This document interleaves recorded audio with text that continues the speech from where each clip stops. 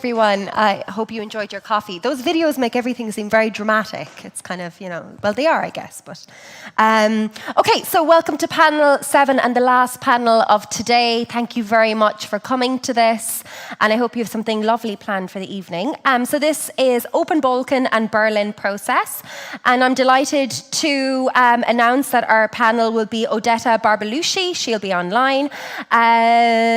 Jovana, Marovic, Edward Joseph, Goran Buldiowski, Viton Sorai, and Zoran Nechev. I did that on purpose.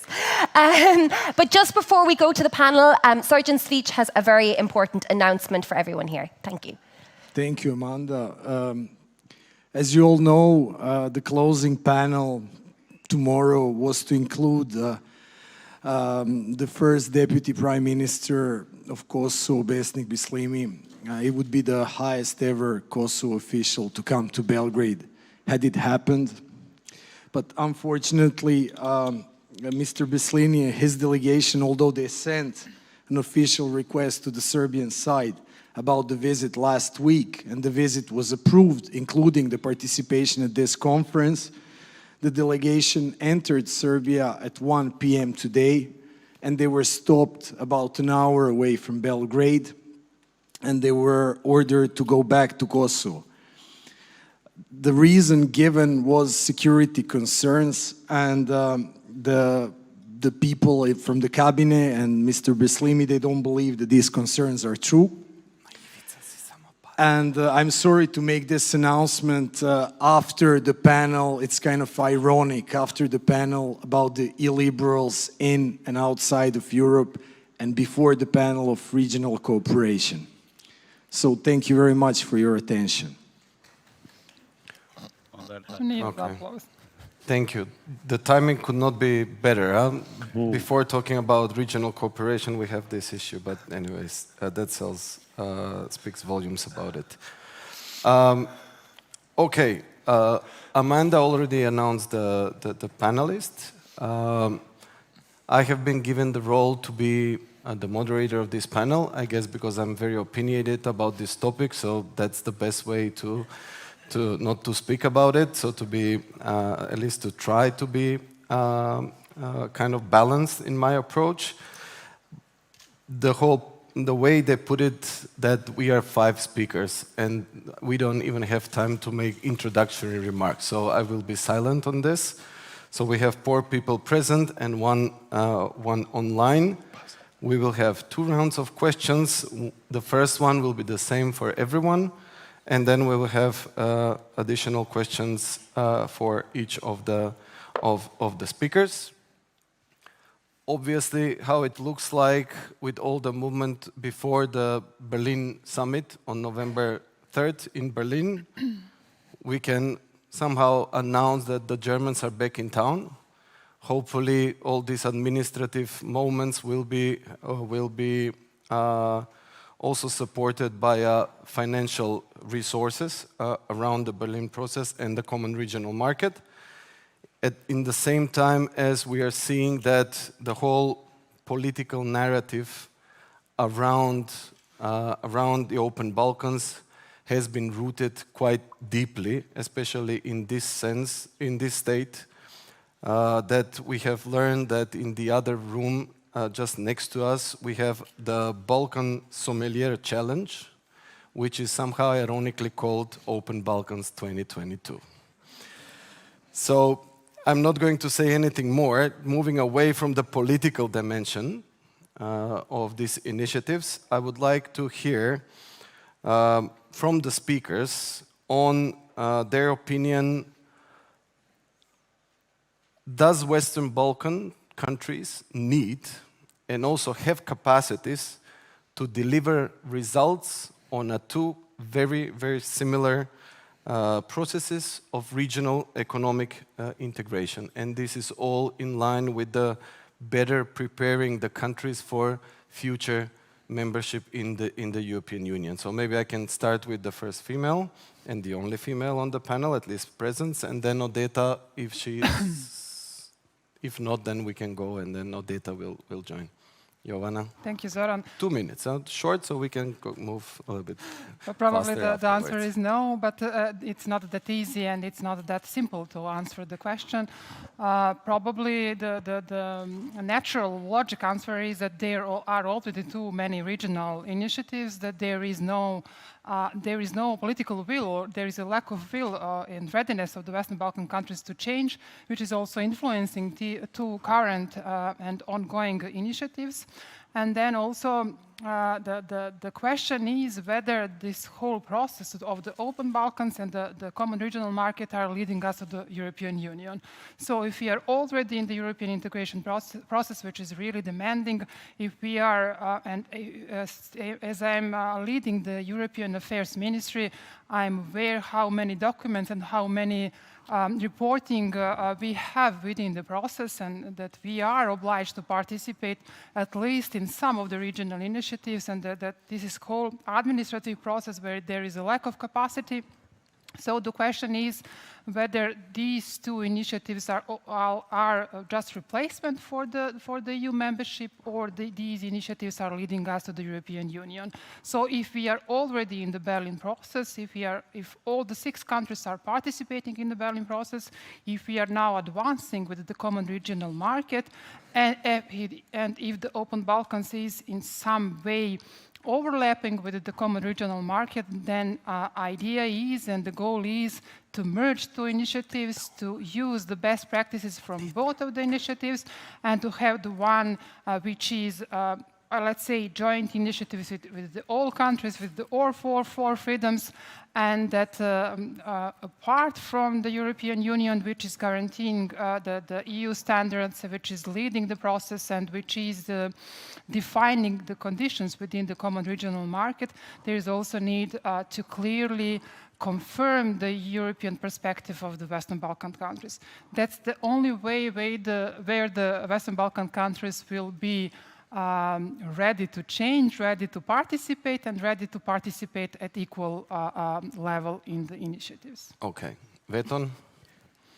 In a rabbinical tradition, maybe to answer your question with another question is can you have a regional cooperation process or integration process in an unfinished war? Because we live in a space in which the conflicts have not finished, and there are plenty of illustrations on that. And in a space of unfinished conflicts and incomplete states, because this is a derivative of unfinished conflicts, can you actually engage in an integration process? We live in an area of extension of von Clausewitz, who said, in this 21st century, to continue war with other means. So war is being continued with other means. Albeit, the answer is yes. Yes, we ought to do regional cooperation process despite this caveat, but having in mind this caveat. And the second caveat, which is lacking, is that all the previous integration processes, successful integration processes, in Europe happened under a united security umbrella, and that's NATO. And so the question here is, how do we transform this? How do we transform this integration process so as to create a security umbrella? And these are two, I think, preconditions to understand the present stage. Now, the challenge is not whether one or the other, whether Berlin process or Open Balkans, but actually how to synergize, how to use the energy that has been invested in both of these processes and put them together. And let me give you a simple example. I mean, nobody can go on disputing, we can go on conceptually disputing why is it good to have 6 and not 3. And this is an endless dispute. And why the Open Balkans does not fulfill this or that. But that cannot impede the 3 countries who are willing to integrate further on and to work on integration to do it. And mind you, they do produce some results. One of them, for example, can be used in the Berlin process, and that is the electronic identification merging the electronic identification databases. Now, this is good for the region, and the Berlin process can pick it up. And the other thing, which is tastier, probably, can the Berlin process produce a wine fair? No, it cannot, but Open Balkans can do it in Belgrade. So use the good things that come from it. Okay. Edward? Thank you very much. Great to be here with you all. I would say in terms of a wine fair, you don't even need Open Balkans to do a wine fair. You can do a wine fair anytime. But I would make a few points. The first and the most important is this, is that economic power is political power. So there's no getting around that. There's no somehow magically avoiding political differences or the nature of political regimes by somehow grouping them in a trading relationship. That's very important. I come from a country, the United States, which has enormous political power by virtue of its economy. And this entire conference is about a political topic, authoritarianism. And we heard a lot of quotes today, including from Igor Bonovich, about the dangers of autocracy anywhere. So that's the first point. The second point is this, and I would say if I say anything, this is probably the one thing to note, is that trade does not equal trust. So the fact that countries trade with each other, that seems to be sort of the underlying philosophy behind a lot of this, is that, and particularly Open Balkans, is that trade equals trust. So these political differences, we'll ameliorate them by grouping people together, and rising tide will lift all boats and things will be happy, but that's not the case. And we had so much discussion this morning about Ukraine and Russia, and of course, who was one of Ukraine's, for years, top trading partners, including up to February 24th, Russia. Who is Taiwan's #1 trading partner? China. So what counts is the character of the regime, and then we come to the question, are the Western Balkan Six, are they democracies? Or is one of them, the largest one, not? And I would just close here, Zoran, and say this, it's particularly a concern. It would be a concern if Serbia were the smallest country and it were an autocracy, but it's not. It's the largest of the economies. So you have imbalanced economies. It's about, Jovana will know better, but it's about, by GDP, 14 times the size its economy than Montenegro. It's about twice the size of Albania and North Macedonia, its two Open Balkans partners put together. And then plus you have imbalanced trade relationships. Serbia is the only country of the Western Balkan Six that runs a surplus throughout the region. And Montenegro and Kosovo run enormous deficits. And so there's just simply no getting around the political implications of trade. And that's why Berlin process is the superior one, because it brings the countries together in, Vetan was talking about an umbrella, in a supervening umbrella. The European Union, and this will be my last point, is just to remind everyone that the European Union itself wasn't built on trust. It was built on mistrust. It was the origin of the European Union was fear of German economic power that produced the European coal and steel community. It was distrust, the mistrust of German economic power, creating political problems that created the supervening authority that we know today as the European Union. Thank you. Great, thank you. Goran, you live in a country that thought that creating dependency with Russia will resolve some of the issues.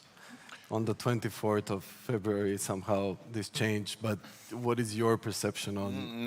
Look, living in Berlin, I'm really glad that Ed went through all this economic data, so I don't need to cover, but Germans are learning firsthand that the model of economic development equals democratic development is untrue. Case closed.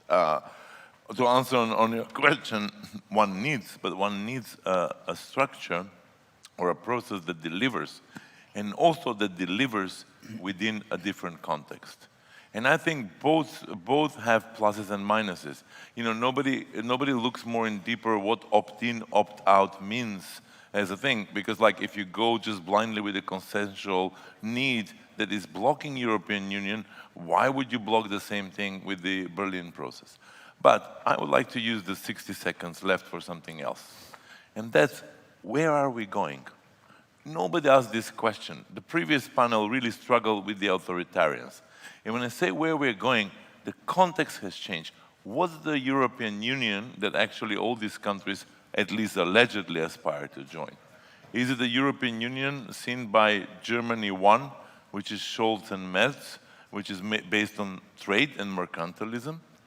Is it Europe that in the likes of the European Greens, which is greening the economy and pushing also the democracy, which Minister Baerbock and others? Or is it the Europe that Macron sees as a Europe of core and multiple peripheries? Or even better, is this the Europe of basically collection of sovereign countries that are in the barter economic system, or Orban sees? Or with our friends here in the Baltics, European Union as a protection mechanism for their own survival in light of Russia. These are very different visions of Europe. And I really want to ask you, sometimes we do not look, what's the end point? And that's actually, this conversation is super alive in Berlin and elsewhere, but I think we have to look at it from our context. What this Berlin process, what this Open Balkan initiatives, what all this, and what is in the preferences of the leaders, but also the populations of these countries, which Europe actually they aspire. And unfortunately, it looks like a supermarket at the moment. Thank you for the supermarket. That's quite interesting. Odeta is online. Please, these are very difficult questions that Goran raised. Please don't ask van der Leyen about it. Hope that you are going to have a good time today. Your 2 minutes on the question. Hopefully you have heard it. Well, thank you, Zoran, and good afternoon, everyone. I'm delighted to be here. Well, indeed, when you ask whether we can actually carry on with both initiatives, with Open Balkans and Berlin process, and whether we have the capacities, I will start with a positive note, that we have shown then we can, and we can deliver. Indeed, when the Open Balkans initiative started a couple of years ago, it did stem within the framework of the Berlin process, and indeed it developed within that agenda and within that framework.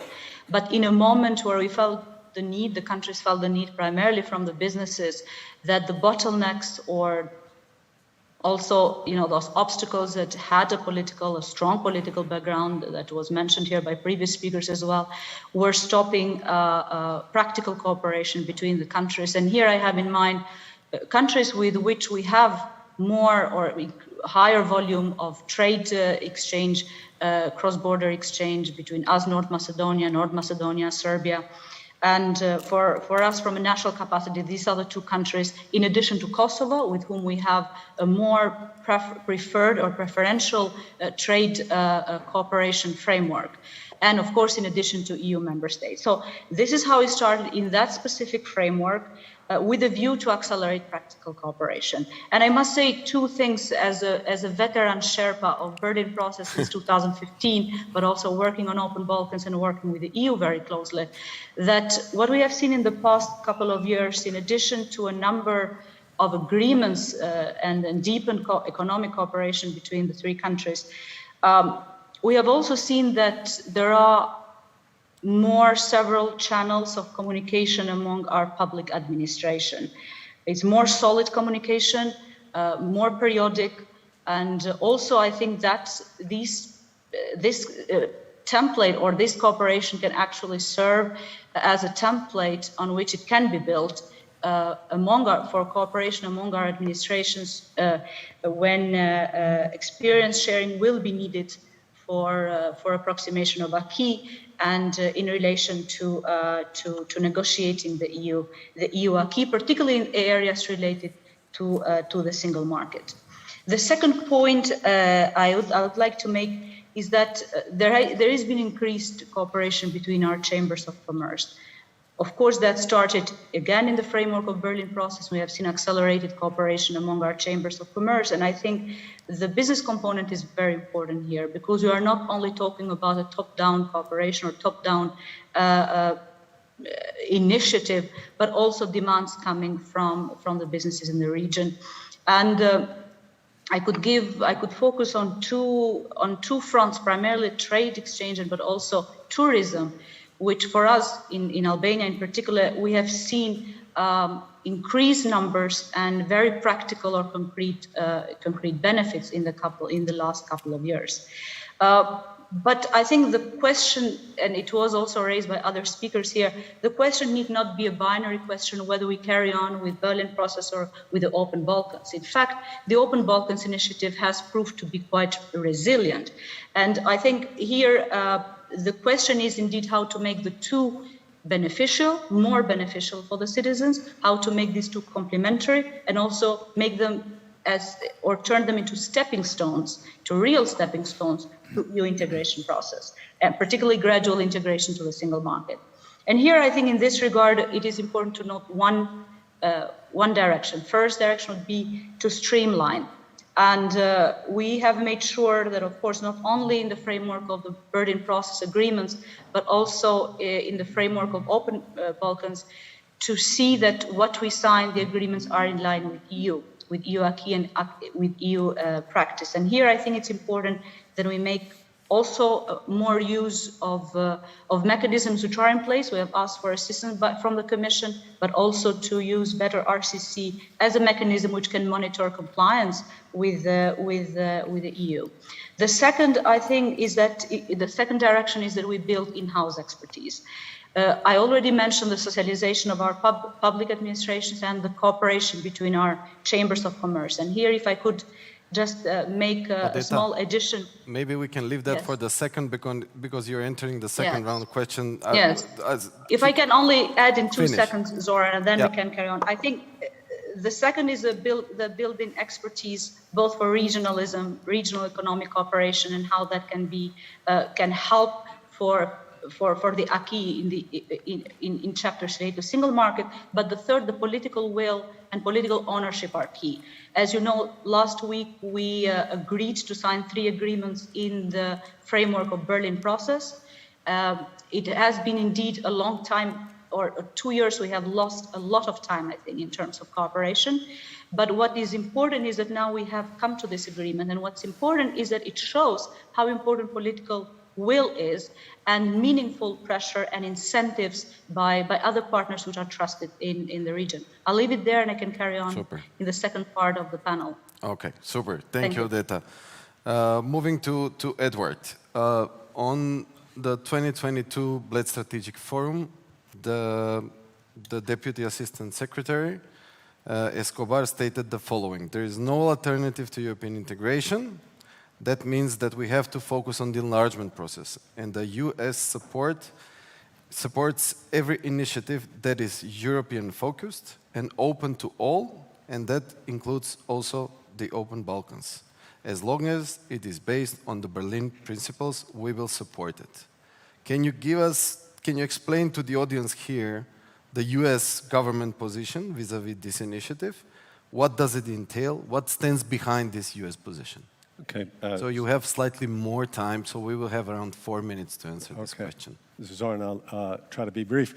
First, I have to state the obvious caveat. I'm not a U.S. official, so the best. How do you understand? The best people to ask is, of course, U.S. officials on that. But I followed, and I even reached out to the State Department, and their basic position is that they support participation in Open Balkans as long as it's open to all. Including Kosovo, that it's complementary and not duplicative of other initiatives like Berlin Process, CEFTA, et cetera, and that they've told Open Balkans reps that they should be more transparent and put some of their points, a la carte points, online. So those are that I'm conveying, my outreach there.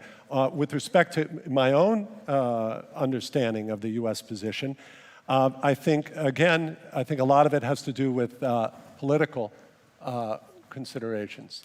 And I think we've turned into a disco. We've gone from a wine Siam to Open Balkan disco. Open disco. So anyway, that's exciting.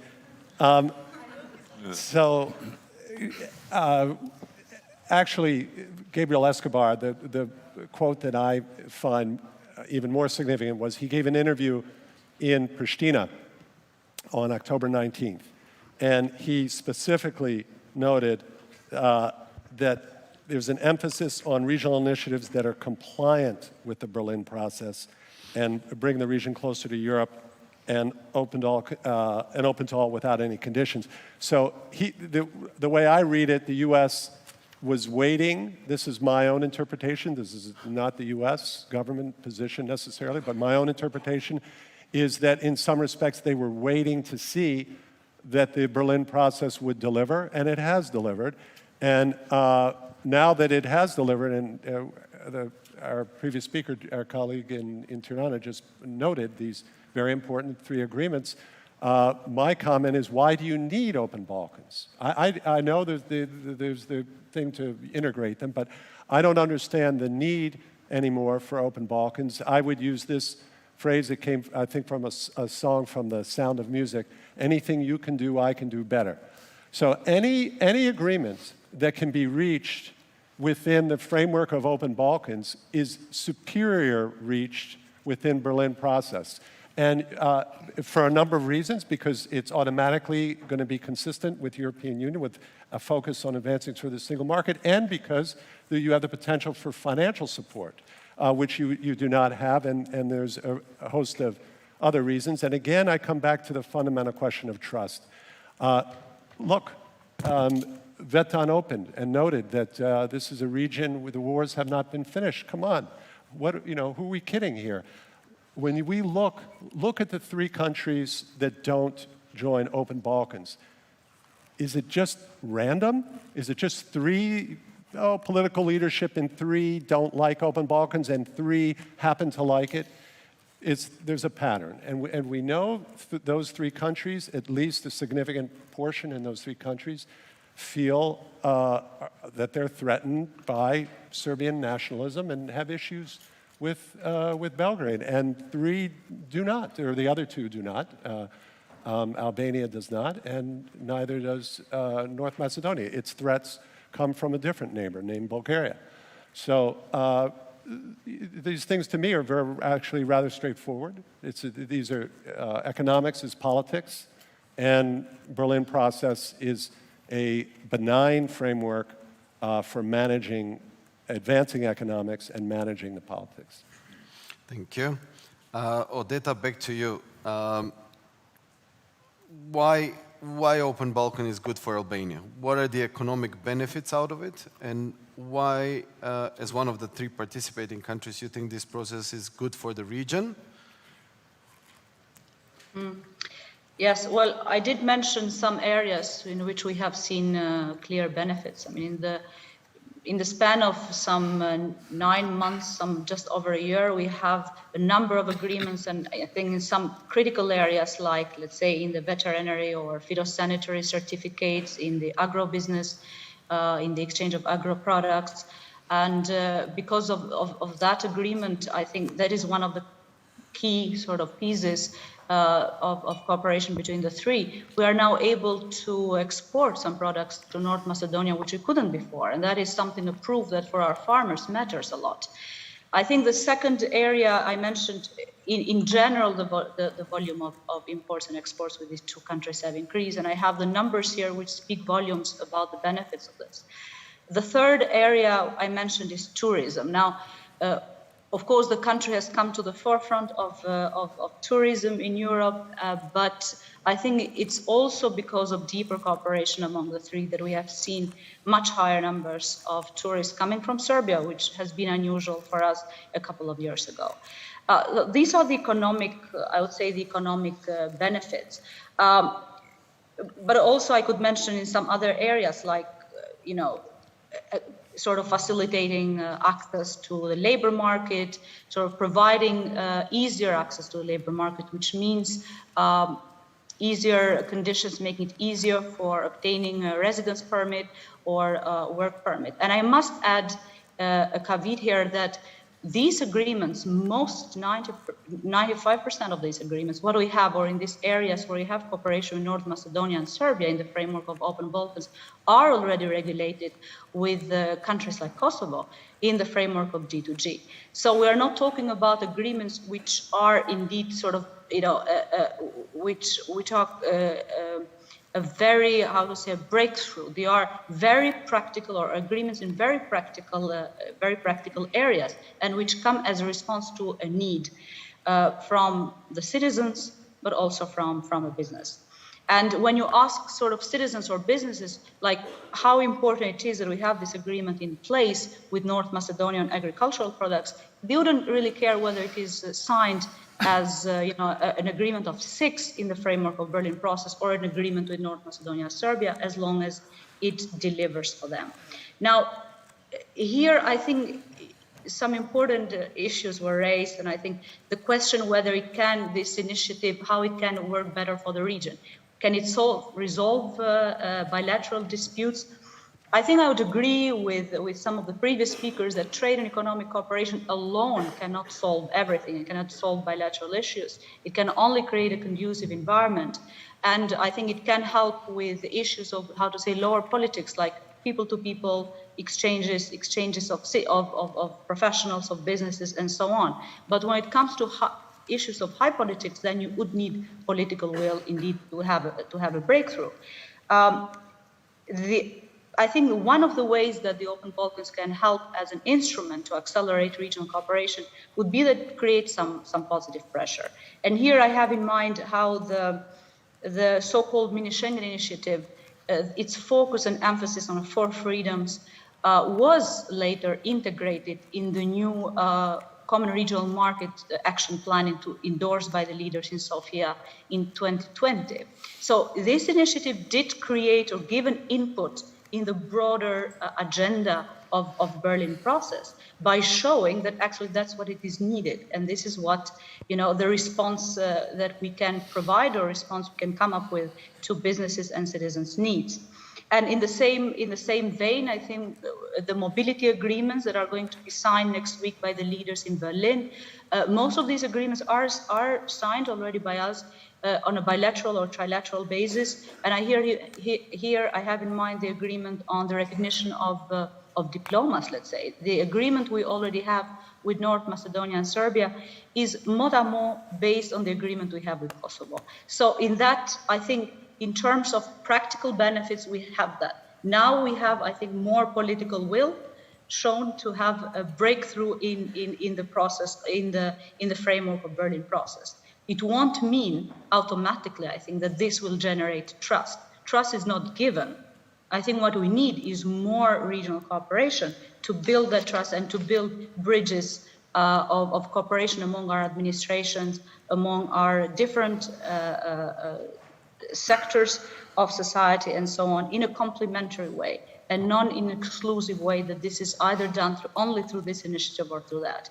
So in that respect, I think we can still use Berlin process as a political chapeau of what we are doing here, but deepen and carry on with more practical cooperation with the countries with which we already have more need to cooperate economically. Okay, thank you. Thank you, Odeta. Moving to Jovana. So you're coming from a very interesting country, which has a political milieu which is completely divided on this issue. So Montenegro is not part of the Open Balkans. However, we are increasingly seeing your Prime Minister Abazovic on events organized as part of the Open Balkans. On the other side, we have the president of the country describing Open Balkan initiative as a very controversial one. According to him, it is an alternative scenario for the future of the Western Balkans outside the European Union. So how would you reconcile these visible differences between the political elites being part of it? And how would you describe the position of Montenegro vis-a-vis this initiative? Sorry for the... Well, as you already explained, there is no position, official position of the government and of the country about the Open Balkans. As the country is deeply polarized, it is also this question is politicized by the political elites, and since we have two blocs, the one which is advocating for the Open Balkans and the second one which is against it, explaining that this is the part of the Serbian world and part of the Serbian hegemony, and this is all political issue and it's not about economy. And the second bloc is explaining that all is about economic benefits. So in the government, we initiated the process of analyzing the Open Balkans, and the Minister of European Affairs is leading the process. So we prepared analysis on compatibility of the Open Balkans with our intention to be the next EU member state. And then when we tried to collect the inputs from the relevant ministries, and from the relevant institutions, they were all with the answer in 2 sentences. We do not know what is inside the Open Balkans, so we cannot provide the input without concrete analysis. Our analysis, as I said, is about how the Open Balkans fits within the European integration process, and there are some let's say, arguments that there is no rush to join the Open Balkans. The first thing is already explained, that there are some similarities between the common regional market and the Open Balkans, and since we are all the 6 Western Balkan countries are already in the common regional market, let's focus on these agreements which are already there. Montenegrin citizens are already enjoying some benefits which are in the common regional market, for example, or in the Open Balkans, because we are traveling freely with the ID cards through the Western Balkans. Then about the Open Balkans, there is no mechanism for dispute resolution. There is no framework agreement which is kind of guaranteeing the equal status for all participating countries. There are still no big results from the Open Balkans, and it's still hard to assess what are the economic benefits for the countries which want to join it. And apart from it, as I said, there is common regional market, which is within the Berlin process.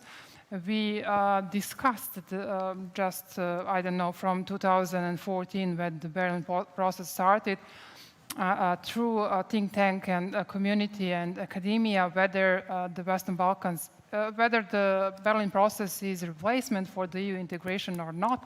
We are still not sure whether this is a stick or carrot for the Western Balkans, and whether there is really a clear European path for the all Western Balkan countries. So having all these in mind, I think that the Western Balkan countries should focus on the Berlin process, and since there are some novelties in the Open Balkans, for example, the agreement on food safety, the Berlin process should integrate, and common regional market should integrate those good practices from the Open Balkans, and to have all 6 countries working together, since you cannot even discuss the regional cooperation when some of the countries are refusing to participate in the Open Balkans. So even I think that there is majority of the parties in the government at the moment for the Open Balkans, but as I said, analysis is showing that there is no rush to join the Open Balkans. Okay. Hopefully there is a rush to join the EU Yeah, we are planning to join in 5 years, so yes. Okay. Moving to Beton, I didn't end President Djukanovic's statement for the Open Balkans, and that was done on purpose, because in his statement he says that the goal of the initiative is the disappearance of certain number of countries, among which Kosovo is being named as one. So my question to you would be, do you feel threatened as a country from increased regional integration? Why Kosovo is skeptical about these initiatives? And how do you personally, so moving away from Kosovo to more to the region, how do you see personally the future of the Berlin process and the guidance provided by the Regional Cooperation Council? Okay, and this will be all of the theological debate. Open Balkans is an open project, and so nobody envisaged, as Jovana said, that this is going to be institutionalized. So whoever wants to pick and choose from the Open Balkans can, and whoever wants to pitch in can. This is my understanding of it. The Berlin process is an institutionalization of integration. And in that sense, Kosovo sees, I think, and I cannot speak on behalf of Kosovo government, but I think I feel where the thinking is. It feels it needs an umbrella, a political and security umbrella, and the Berlin process is such. Now, this is very important because we live in, I want to get to Goran, to the moment of Zeitenwende. If we are changing directions in our lives, and this war has done so to a great extent, then the response of the region to war, and we who have gone through it, needs to be peace. And so whatever we see is not regional cooperation per se, it's not green lanes, it's not tomatoes from Rauvets getting faster to some other place, but it's actually the capacity of countries to collaborate institutionally so that they establish a permanent peace. And this is the first and most important aim of integration that I see. The second is this whole process needs to be measurable, quantifiable. And therefore, if you have a goal such as the countries of the Western Balkans do or have proclaimed in Sofia, that they will have a common regional market by 2024, then all energies, including the energies of the Open Balkans, needs to go in that direction. So let's have a common regional market by 2024, and let's then measure the energies invested in our countries in that direction, because then that becomes a measuring stick for our capacity of transformation in order to get into EU integration. Now, the Common Regional Market 2024 has, in my opinion, has three dimensions. And one is it becomes quantified not only in terms of our speed towards integration into the European Union, but in quantifying the speed by which we also create our own regional integration. And we create this interface on both sides. The second is we create an interface in EU funding. And I think that this needs to be a way forward. The faster we integrate regionally, the more funding there ought to be. And vice versa, there ought to be more funding for projects that head into common regional market integration. And the third and very important element, which countries that have bilateral disputes feel more, such as Kosovo, is that this is a context for settling bilateral disputes. Now, an easy illustration is ID cards. ID cards were possible between countries themselves, between states. They solved it bilaterally. They were possible in the Open Balkans among three countries, but they are possible only in the Western Balkan 6 in the Berlin process. And this is something that will be signed next week.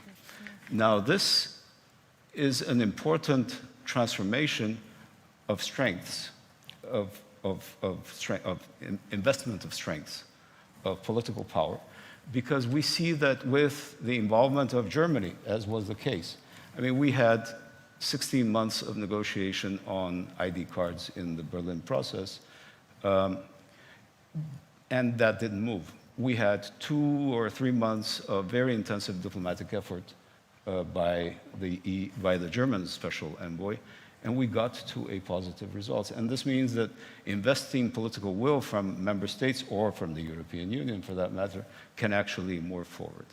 And this is a path, because if we can get into, in Annalena Baerbock's speech last week, she put another issue ahead, which shows vision. And let's discuss next time cybersecurity, because it is attacking Montenegro, it is attacking Albania, it was intended to attack North Macedonia at some point.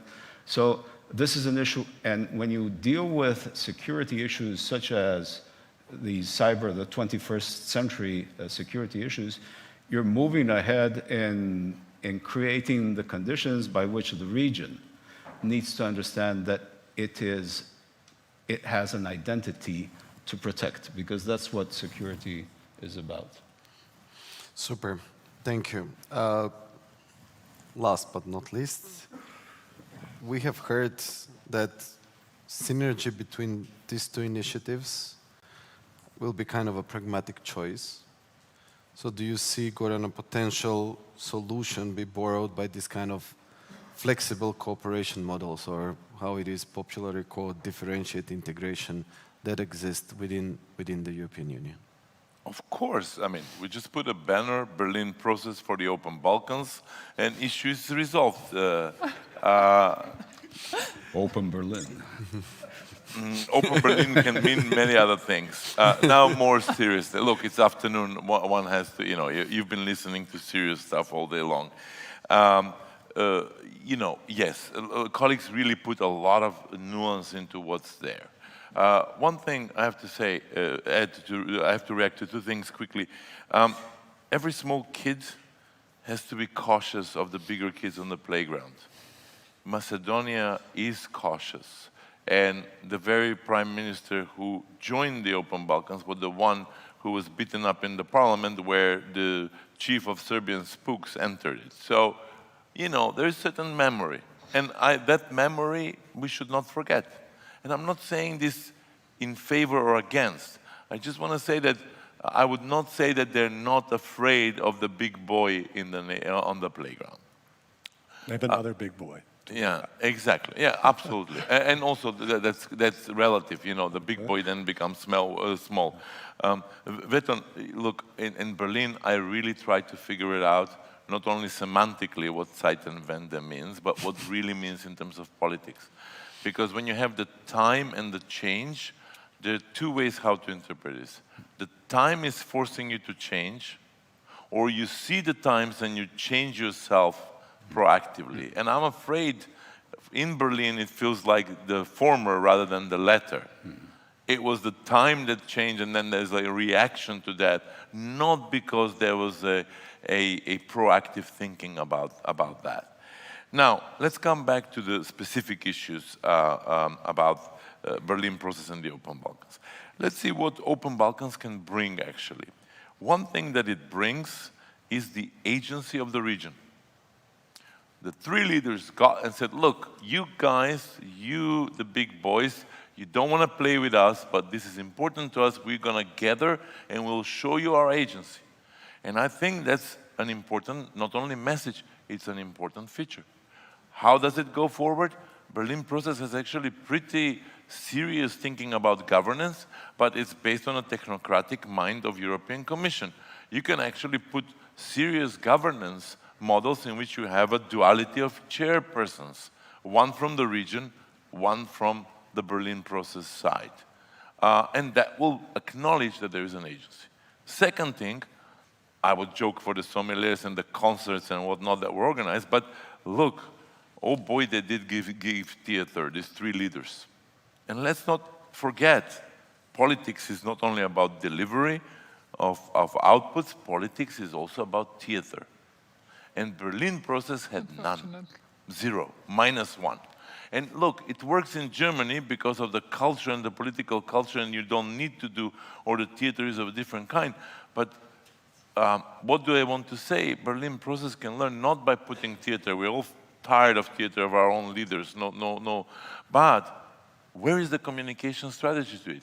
And where is the communication strategy that will not rely on the channels as that will rely, I don't know, in Berlin and Paris or Amsterdam or Den Haag? I think it's really important because you cannot take it for granted. In this country where we have this conversation, you have to message yourself. Otherwise, if the message is not favored, it won't go through most of the channels. So where is the political communication? And I think the theater is about the political communication, not about the funds. And let me go with the opt-in, opt-out. I think Veton spoke about that. Of course, everybody thinks about the fearful aspect of it. What will happen if I end up isolated? But it also creates something which we should not underestimate it in politics, especially not in Balkan politics. The fear of missing out. And I think that's also something to be thought through. And last but not least, look at us. We spent almost an hour talking only about the economy. And Berlin process actually needs to focus a bit on the governance, but again, beyond the technocracy of it. Where will security and democracy come into the play? And I think that's the last injection. This is not what Open Balkans brings, but I think if we go back to my Berlin process for the Open Balkans line, actually, when you think about Open Balkans, it should mean that that process will embrace as well rule of law and democracy, and will do that. Otherwise, I don't think that we will actually arrive to a point that we will all want to arrive, which is these countries joining the European Union, or first and foremost join the European market, which Ed was very eloquent saying the trade among themselves is different, but also they do not trade among themselves as they do trade with the EU. So another northern star, and in this case we can use it because geographically it's correct, is also to say how this will help these countries go on a fast track into joining the European market in whatever model of EU we will be living in a couple of years from now. Okay, thank you. This was a perfect ending of the contributions of the panelists. So I open the floor. Anyone that has question can raise the hand and present himself or herself. Correct. We are all tired, huh? Oh, sorry. Una? Yeah, maybe you should also stand up so I can see you. It's not good with the light, but yeah, first Una and then the gentleman in the back, I think. Here. Hi. Hello. Thank you so much, everyone, for your fascinating contributions. One thing, though, that, and this is a perception amongst journalists like myself and others who cover this process and compared it to other processes in the region, is to what extent has this been exclusively a leader or personality-driven process? Will this fall apart if the government changes in Albania, which is unlikely, but if it does, and or North Macedonia or in other countries that are participating, like to what extent is this actually something that was initially, and please correct me if I'm wrong, but cooked up as a deal between these figures and then expanded onto, yeah. Thank you. Okay, you are directing the question to whom or whoever wants to For okay. participating countries. Maybe? No. No? No, I'm not participating. Well, Yeah, okay. let me add to your question, because the idea of the Berlin process was linked to Angela Merkel. And so the thinking was that this is a leader-driven process. The fact of the matter that it isn't was picked up now by the new prime minister, so it's becoming institutionalized. In Northern Macedonia, the leader who participated was out of the one who initially was out, and now we have a new prime minister. So there's some volume of support, and somebody said today in Northern Macedonia there was overwhelming support for these processes. So the question is not whether they will die. I think there's sufficient energy in the societies for integration. The question is how to streamline those. I just quickly add that I think there's value. Your question, Una, is a good one, because we don't want these things reliant on a particular politician in office. You want them institutionalized, but you need that institution to move forward. And here, I know there's a lot of talk about, well, Open Balkans folded into Berlin process. The missing ingredient for Berlin process is not Open Balkans, it's the United States.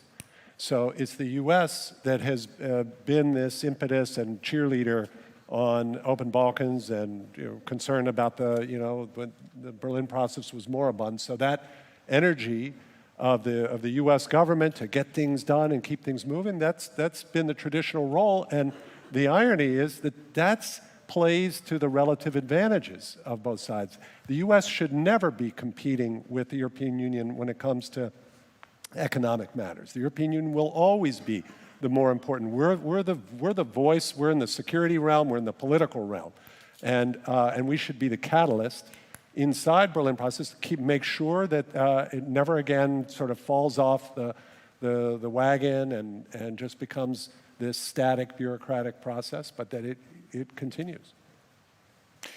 I just think that we need to really do a proper adaptation for the current context. The politics in which this process happens is not the same when the Berlin process was inaugurated, and neither when Open Balkans initiative was set up. So even if there was an energy that was leader-driven, I think now the current thinking about the Balkan process allows also structural, institutional thinking to put these things. That's why, actually, you know, I have to shout out to our colleagues in the Atlantic Council. They've been really, from the United States, they've been really thinking hard of what could be actually proper governance to get various governments in the Balkans, plus EU governments. And let's not forget that also the Berlin process is a coalition of the willing on the EU side. And sometimes you have countries who have nothing to do and they don't have capacity. They have to lead the process for 6 months. It needs sorting out also on that side. And I absolutely second what Ed said. US must find its role, maybe as a, you know, participant, observer, or in some form, but which will be specific, because actually US does play the role, and it will be counterproductive that US has the same conversations as a separate track. Well, just to recall that when the Berlin process was initiated by Germany, and then the president of the European Commission said that there was no enlargement for 4 years. So the Berlin process was initiated as the best what the EU could offer to the Western Balkans at that moment. And now it seems that Germany is strengthening and reinitiated the Berlin process just to push the Western Balkans from the Open Balkans. That's my impression. And then how the US can be involved, I think that the US is helping with the democratization process, so it's already helping and it's already participating in the reforms. Okay, thank you. I see that the timing is in red, but we have... One question was initiated before the time, so I think at least we can listen to that question and then finish it. So the gentleman in the back.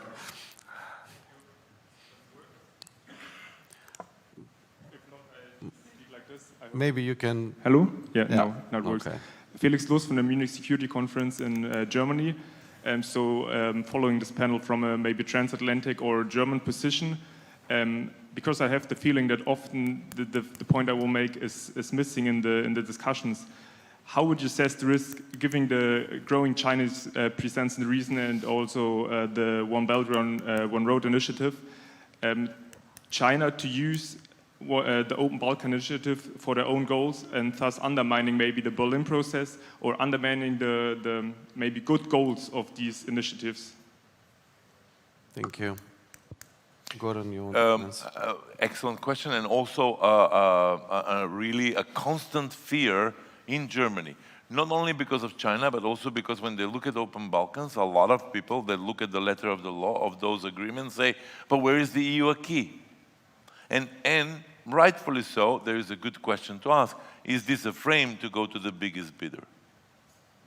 And that biggest bidder could be other countries. And I think that's exactly why we need these conversations inside the Berlin process. There's no better thing than to analyze the energy deal between Serbia and Albania. And I really invite you to look at that document. It was signed bilaterally. That was an opt-out by North Macedonia. But it's very interesting to look at that because it provides a platform. But the question is, okay, and then that platform will be used for what exactly?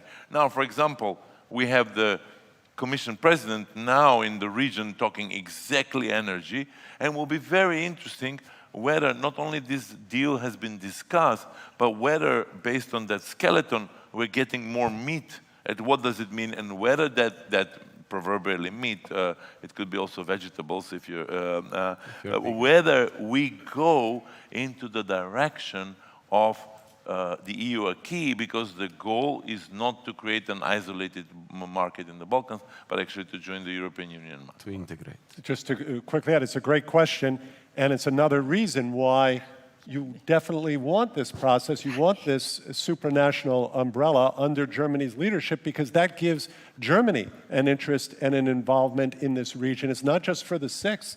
And this is the opposite of agency. This is where you want